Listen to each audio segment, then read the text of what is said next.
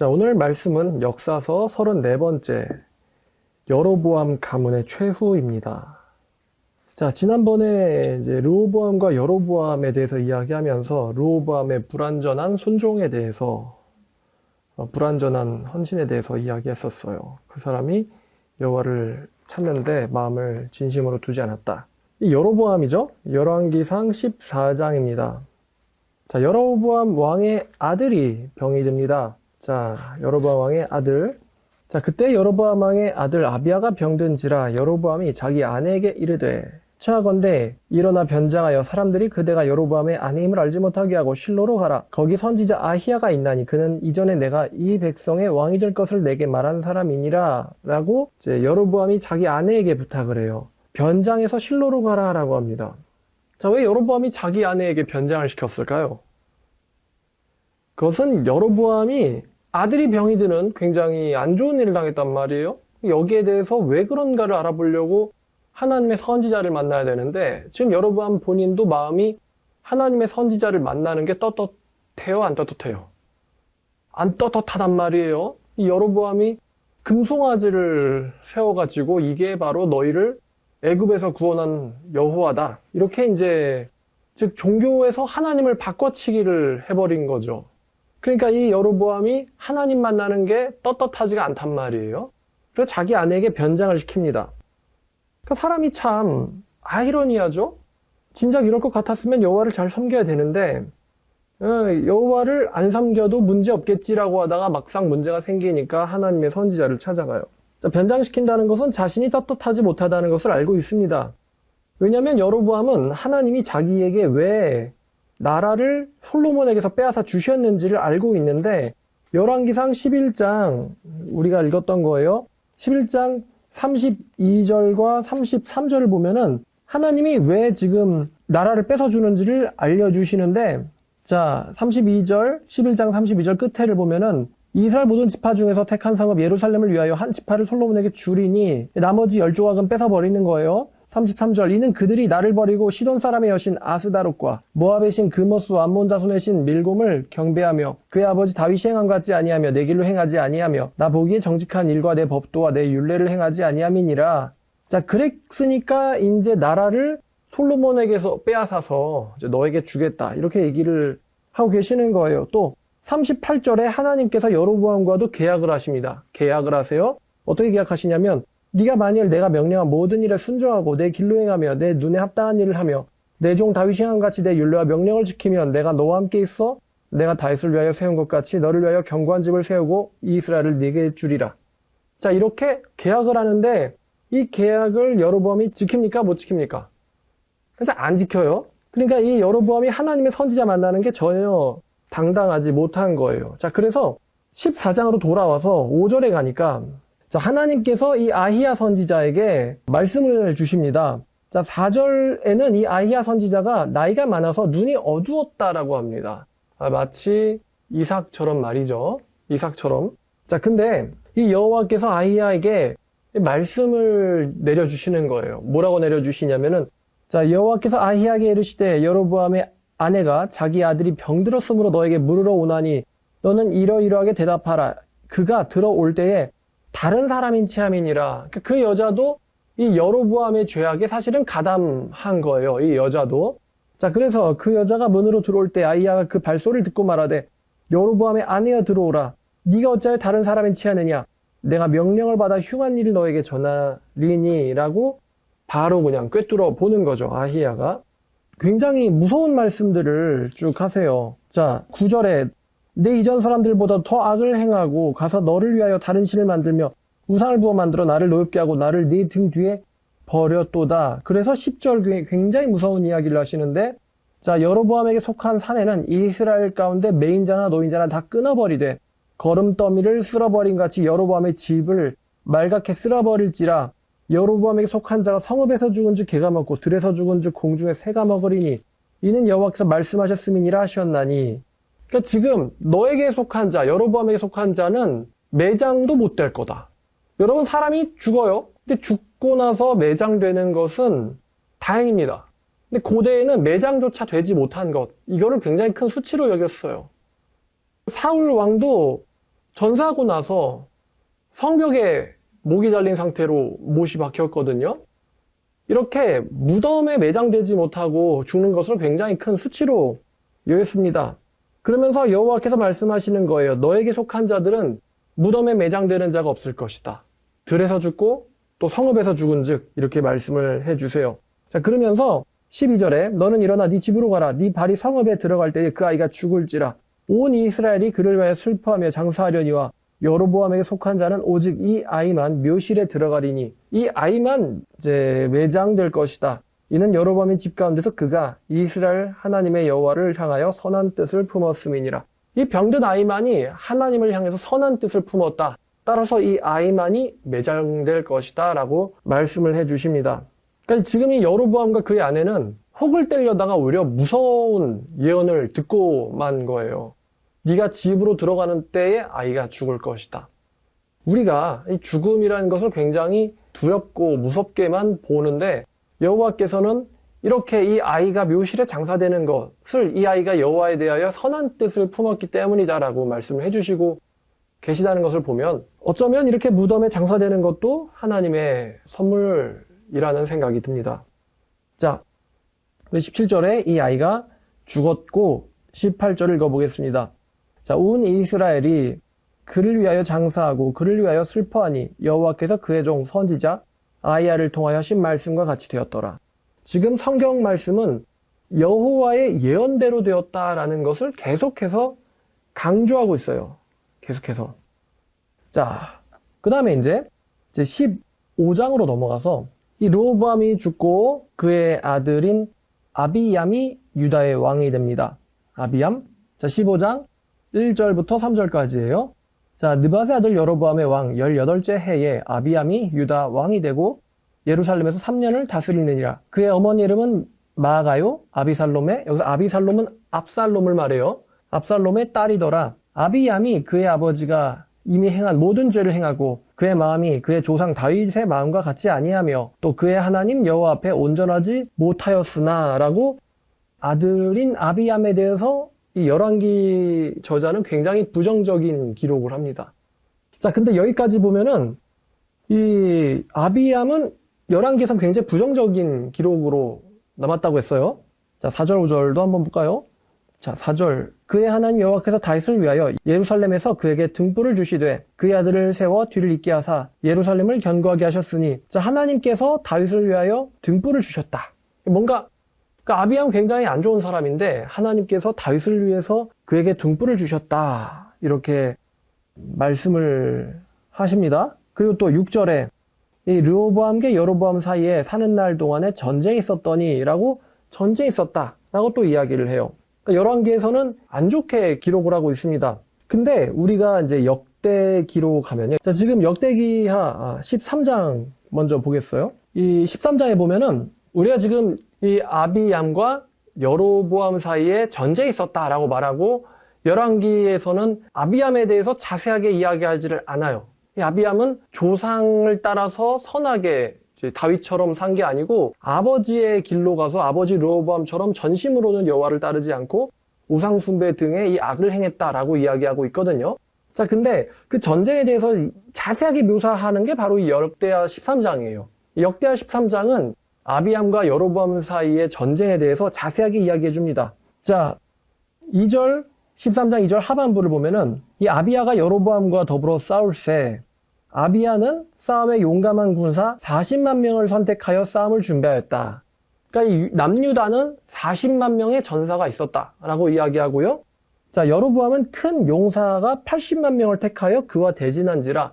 여로보암은 80만 명을 준비해서 이 남유다와 이제 대진한지라라고 이야기하고 있어요. 자, 그러면 여러분, 남유다의 군사는 몇만 명이에요? 40만 명. 북이스라엘군은 몇만 명입니까? 80만 명. 2배 차이가 납니다. 자, 그러면은 누가 이기게 되겠죠? 북이스라엘이 이기게 되겠죠?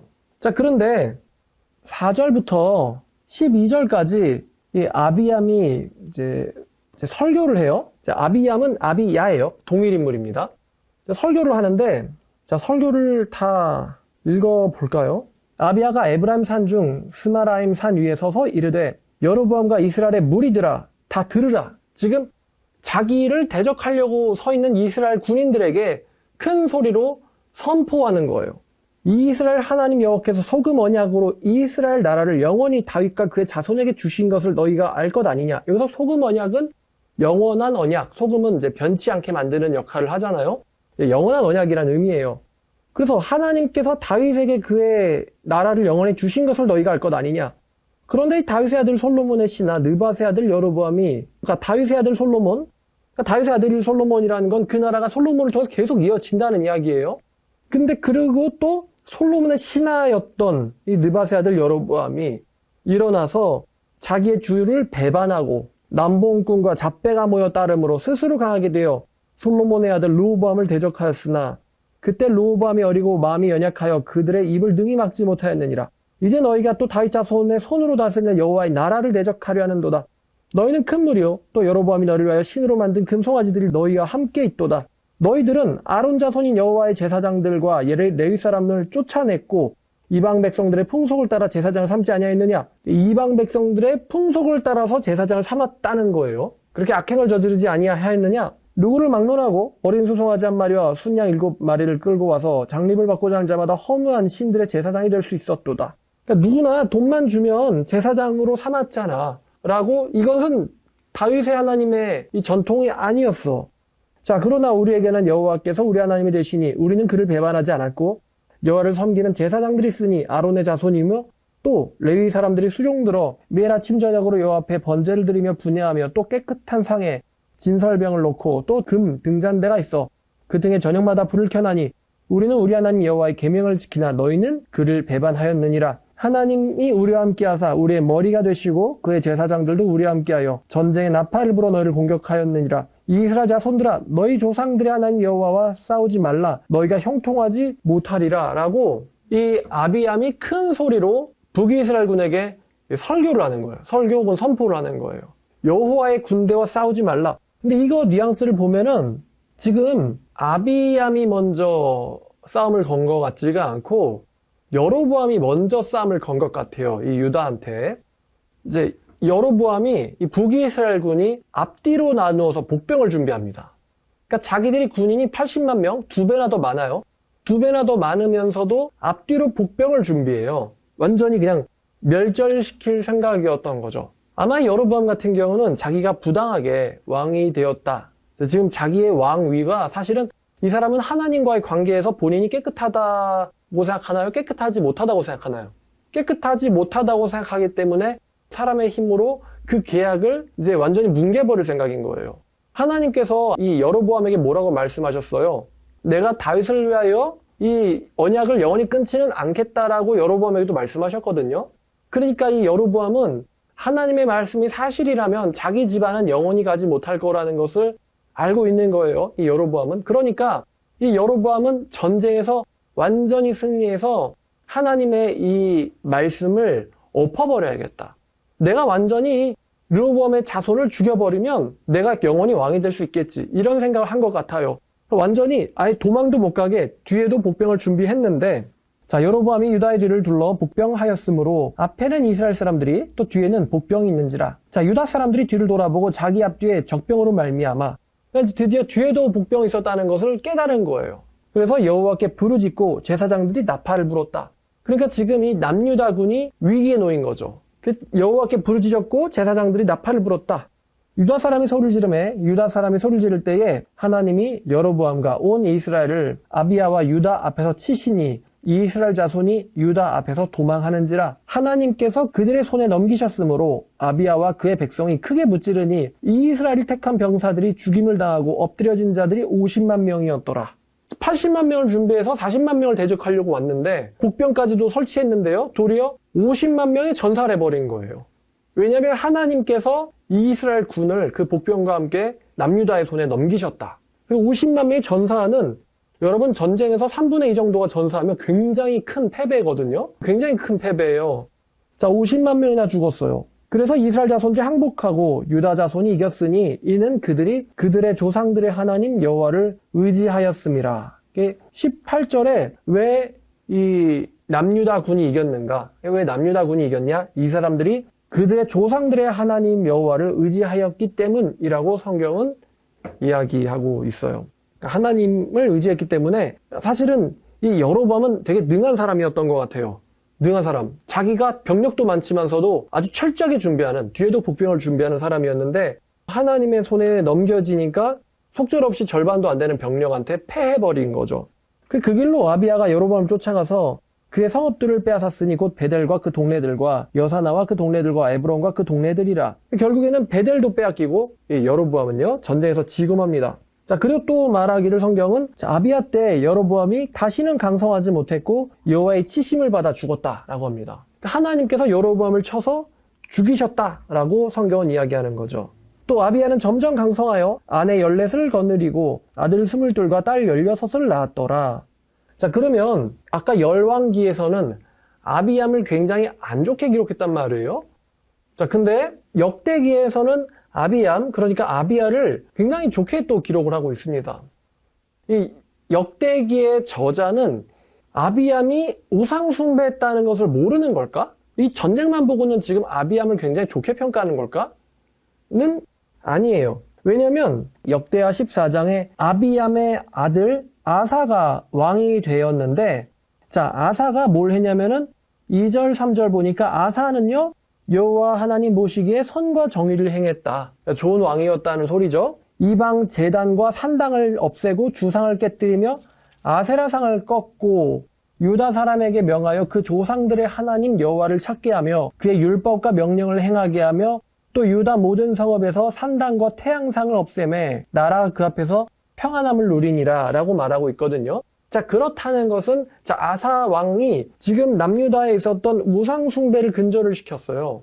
자, 그렇다는 것은 아사 왕이 즉위하기 전까지 남유다에 뭐가 있었다는 거예요? 우상 숭배가 사실은 있었다는 거거든요. 그러니까 13장, 역대하 13장의 이야기만 가지고 역대기 저자는 이 아비암이 완전히 다윗처럼 정직하게 행한 게 아니고 르호보암, 자기 아버지 르호보암처럼 반은 뭐 우상 숭배, 반은 좀 여호와 찾고 이런 거를 역대기 저자는 몰랐던 거야가 아니고 역대기 저자도 이 아비암이 우상 숭배를 했었다는 거, 사실은 허용했었다는 것을 이 역대기 저자도 알고 있다는 것이죠. 그거를 청소한 사람이 아비암의 아들 아사였다라고 성경은 이야기합니다. 자, 아사는요, 자, 열왕기상 15장으로 가면 아사 왕은 우리가 좀 기억을 해야 돼요. 자, 15장 11절입니다.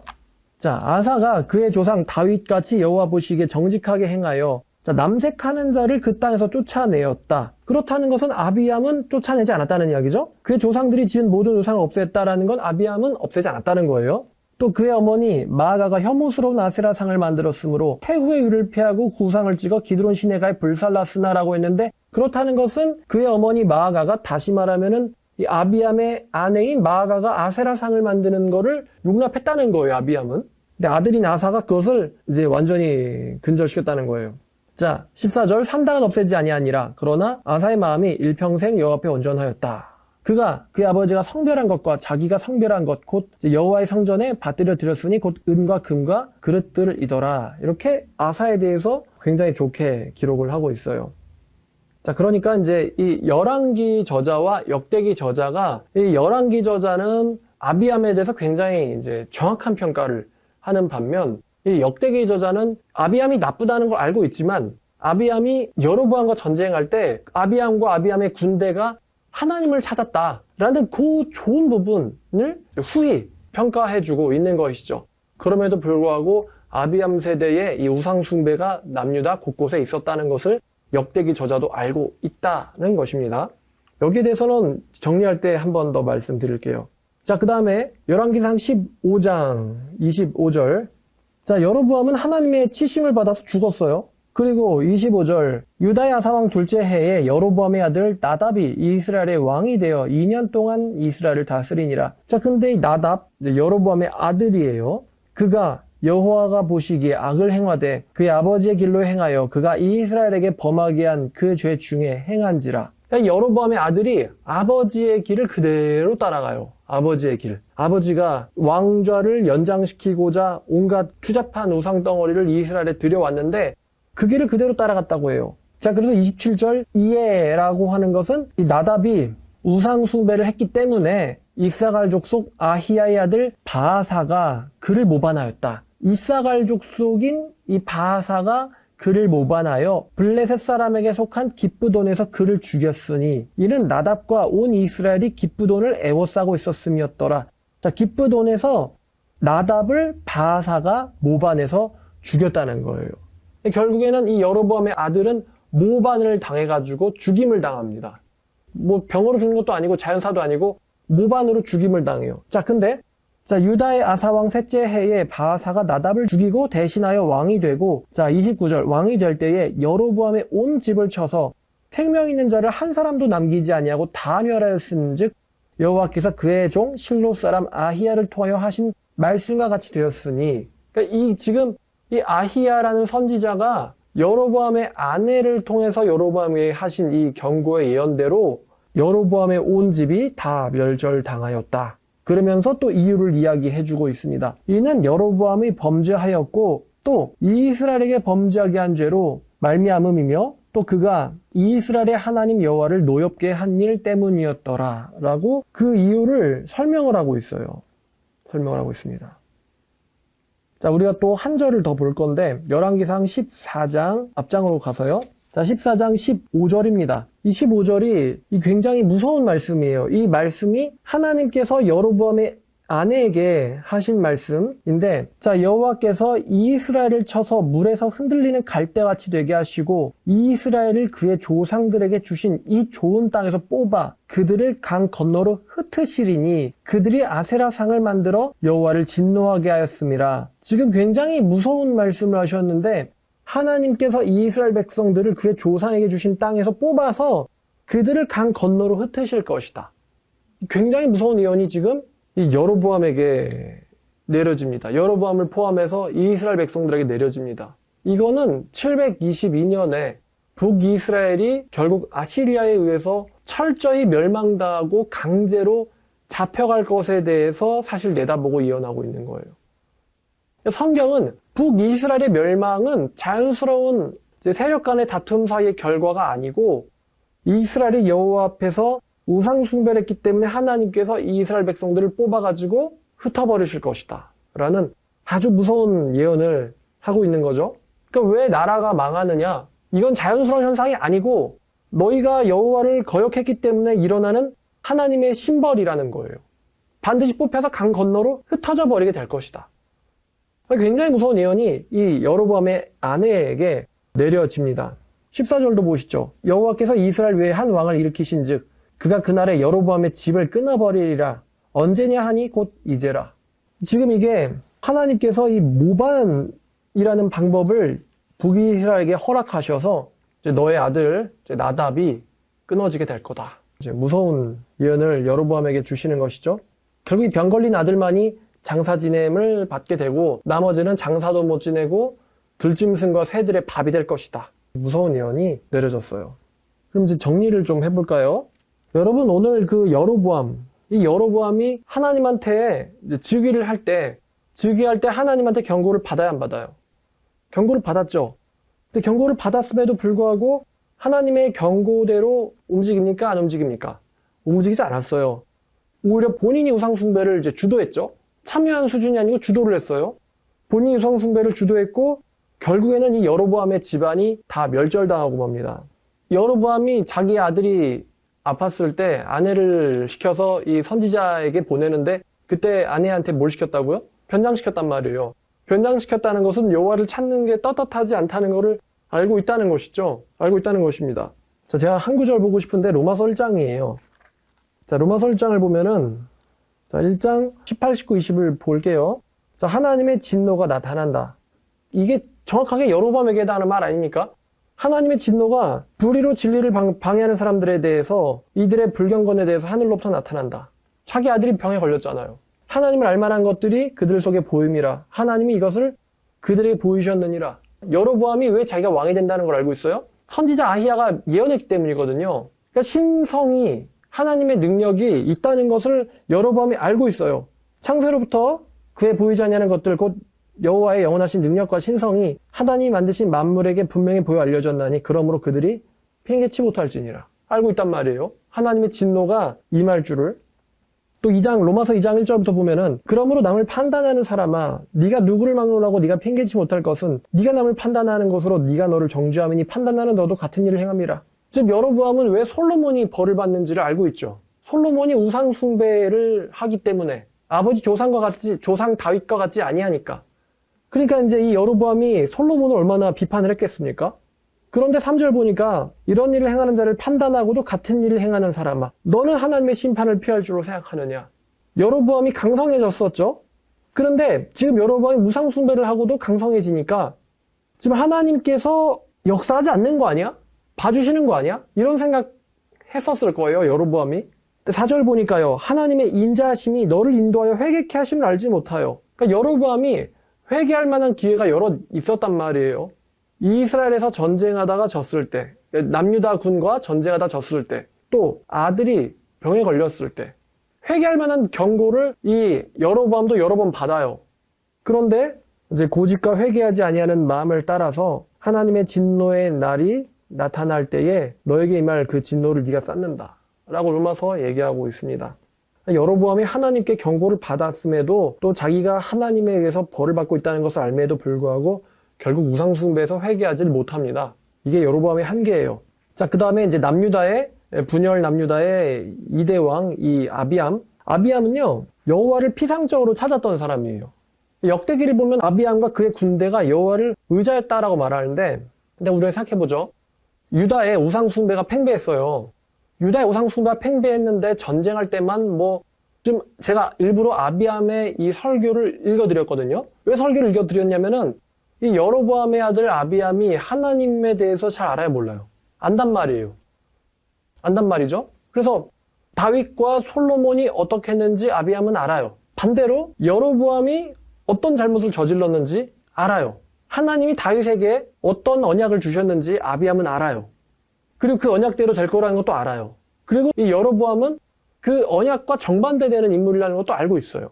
그러니까 아비암은 하나님께서 다윗에게 하신 언약, 솔로몬에게 하신 언약, 왜 솔로몬에게 이런 일이 일어났는지, 그리고 여로보암을 왜 세우셨는지 알고 있어요. 그런데도 불구하고 유다의 우상숭배를 근절하지는 않은 사람이 바로 이 아비암이에요. 여러분 아이러니하지 않습니까? 평상시에는 우상숭배가 있는데 전쟁 때에는 하나님의 언약을 막 읊는단 말이에요. 전쟁이 일어나자 하나님의 언약을 읊어요. 아비암도 80만 적군이 나타났으니 얼마나 마음이 두렵겠어요. 그러면서 하나님의 언약을 읊어요. 그런데 하나님의 언약을 그렇게 읊으면서 자기 나라엔 뭐가 있었냐면은 우상숭배가 있었고 자기 아내가 아세라를 숭배했고 그거를 자기 아들이 근절시켰단 말이에요. 그럼 지금 이 아비암의 회개가 혹은 아비암이 하나님을 섬기는 것이 과연 온전한가? 여기에 대해서 우리가 자문을 하게 됩니다. 우상숭배도 제거하지 않으면서 여호와의 이름으로 전쟁에 나선 사람이에요. 하나님께서 이들을 도와주셔가지고 아비암이 승리는 하는데 이스라엘의 우상숭배가 근절되진 않았어요. 아비암 때. 이게 이제 저를 놀랍게 하는 거예요. 놀랍게 만드는 거예요. 어떻게 말씀을 저렇게 잘 읊는데 왜 정작 우상숭배는 근절하지 않았을까? 다른 사람도 아니고 자기 아내가 아세라를 섬기는데 그거를 방치한단 말이에요. 이 아비암이. 그럼 이 아비암의 여호와에 대한 신앙은 진심일까? 이런 생각을 하게 만드는 거예요. 여러분 우리도 한번 생각해보죠. 우리의 경우도. 우리가 평상시에는 우상을 숭배하면서 전쟁이 일어났을 때 아비암처럼 80만 대군은 난 40만 밖에 없는데 80만 대군이 우리 이 시족을 멸하겠다고 앞뒤를 포위하고 나타났을 때 이때 막 하나님을 찾기는 하는데 막상 내 아내가 우상 숭배하고 있고 내 도시의 백성들이 우상 숭배를 하고 있고 우리의 그런 참 모습이 아닌가 하는 생각을 해보는 거예요. 과연 이들의 신앙심은 이들의 설교는 진심이었을까? 그럼 하나님은 왜 이 아비암의 어떻게 보면 이 거짓된 마음에 왜 하나님께서 응답하신 걸까? 아까 그 열왕기의 저자가 뭐라고 했냐면은 아비암이 여호와가 보시기에 악을 행했다고 하면서도 하나님께서 그의 조상 다윗 때문에 이스라엘에게 등불을 남겨놨다고 했었어요. 다윗 때문에 이스라엘에게 등불을 남겨놨다. 저는 그 이야기, 그 등불을 하나님께서 남겨놓으셨다는 것이 이 아비암의 이 어떻게 보면 멍터리 같은 이 신앙에 하나님께서 응답하신 게 아닌가 하는 생각이 듭니다. 결국 하나님의 은혜 때문이라는 거죠. 하나님께서 다윗에게 베푸신 은혜 때문에 이 아비암이 결국에는 하나님께 복을 받기는 하는데 하나님께 진짜 내려주시고 싶은 진심 어린 복은 아니지 않을까 하는 생각이 듭니다. 자, 그러면 이제 오늘 말씀 여기까지 전해드리도록 하겠습니다. 다음 시간에는 이제 아사에 대해서 이야기를 할 건데요. 이 아비암이라는 사람, 르호보암처럼 한쪽으로만 평가하기는 어려웠던 사람이었어요. 그냥 여로보암처럼 굉장히 하나님도 배신하고 사람도 배신하고 이런 스타일의 사람도 아니었고, 위험할 때는 하나님을 찾고 평상시에는 우상숭배가 허용돼 있었던 왕이 아비암. 양쪽으로 참 평가하기가 어려운 왕인데 우리 마음 안에도 이런 아비암 같은 신앙이 급할 때, 전쟁할 때만 여호와를 찾는 여호와의 말씀은 잘 읽죠. 근데 급할 때만 여호와를 찾는 우상숭배자는 아닌지 하는 생각이 듭니다. 자, 기도하겠습니다. 하나님 아버지 감사합니다. 오늘 이 아비암에 대해서 말씀 나누어 보았습니다. 하나님 아버지, 여로보암은 하나님의 말씀대로 결국 끊어져 버렸습니다. 하나님의 이 명령을 알고서도 회개하지 못하고 결국 죽은 이 여로보암과 그의 아들, 그리고 그 반대로 하나님의 이 가문에 속해 있다라고 하면서 자기 아내가 우상숭배를 하고 또 그거를 방치하고, 그리고 또 급할 때, 전쟁할 때만 여호와를 찾는 말씀을 잘 알고는 있었지만 진심 어린 신앙은 아니었던 이 르호보암의 아들 아비암의 이 신앙을 보면서 우리의 신앙은 정말로 한결같은지 이중적은 아닌지 하는 생각을 해보게 됩니다. 아버지, 우리가 전심으로 아버지를 사랑하고 또 따라가는 사람 되게 하여 주시옵소서. 우리 말씀사랑교회 성도들이 한마음으로 하나님을 사랑하고 섬기며 말씀대로 사는 저희 되게 하여 주시옵소서. 감사드리며 예수님의 이름으로 기도드렸습니다. 아멘.